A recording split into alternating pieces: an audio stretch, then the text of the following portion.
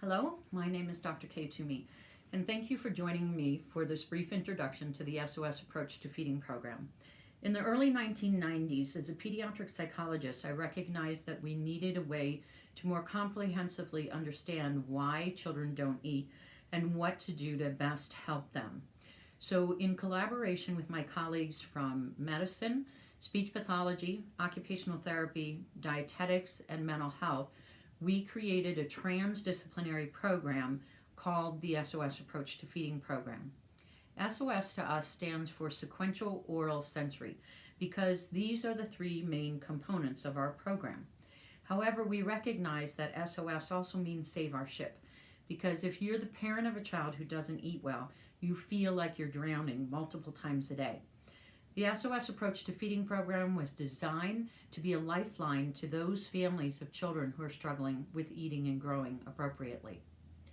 Over the years of working with my colleagues across different professions, as well as across different disciplines, we have discovered that eating is actually the most complicated thing we do as human beings. Eating is the hardest thing that we will ever do in our lifetime because it's the only thing we do that involves all 7 areas of human function.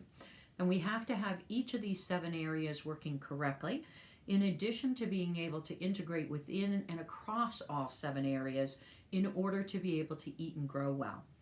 So if we have a child who is struggling with feeding, that is the problem we see.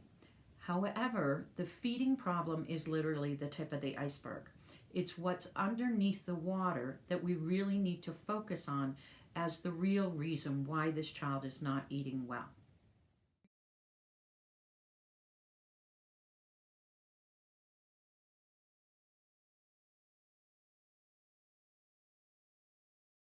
So in order to truly, thoroughly assess and address all the things that could be causing a child to not eat well, we need to start by looking at the child's organ systems and how each of them is working.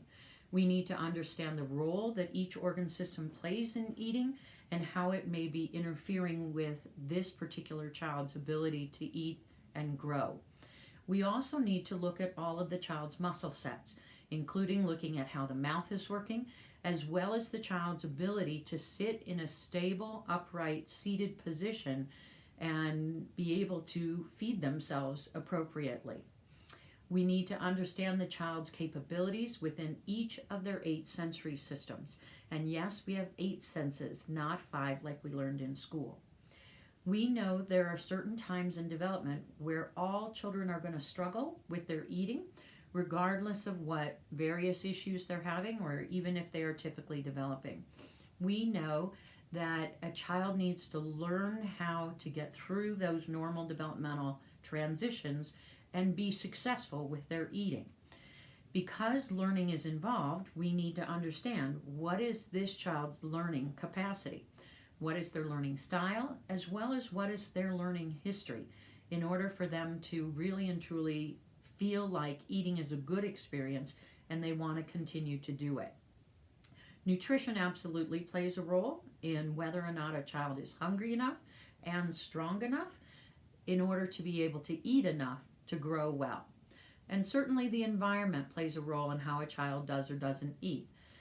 What the research shows, though, is that parents are not the primary cause of children's feeding difficulties. What the research indicates is the parents are the cause of the child's feeding problem in only about 5 to 10% of the cases. So if we as professionals are assuming this family is causing this child to have feeding difficulties, we are going to be wrong 95 to 90% of the time. So what we need to think about is that while we as parents play a role in our child's eating, it's because there are things we can do that either help our children's eating go better or unfortunately make our children's eating go worse. So in order to help parents and professionals understand how to fully and truly assess and address all the components of this very complicated, complex process of learning to eat, we at the SOS Approach to Feeding program offer professional training conferences and parent workshops, both online and in person in your area. What we would like to do is to be able to help the professionals and parents understand what pieces of the iceberg are most important and relevant for the children that you work with or the child that you live with.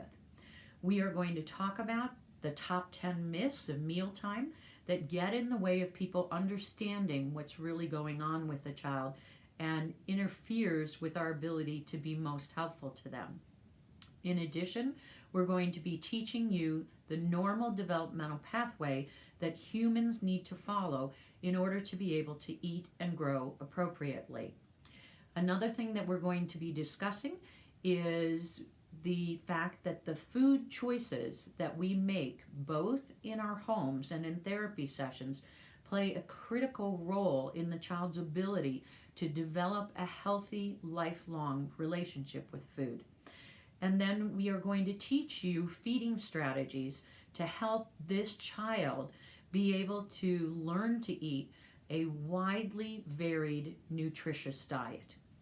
So let's look at the SOS Approach to Feeding program in action. In this first video clip, I want you to watch how unhappy this child is when she's just presented with food and expected to eat it without assistance from her family or really any interaction from them. Versus the second clip that I want you to watch, in which the mother joins with this child to help her child learn how to eat yogurt and get an adequate volume while still having fun in the process. In the second video clip, I want you to notice how the mom joins with the child but doesn't do it to her or for her. In addition, look at how freeing it is for the child to have her mother give her permission to play with her food, explore her food, and truly enjoy the experience of eating.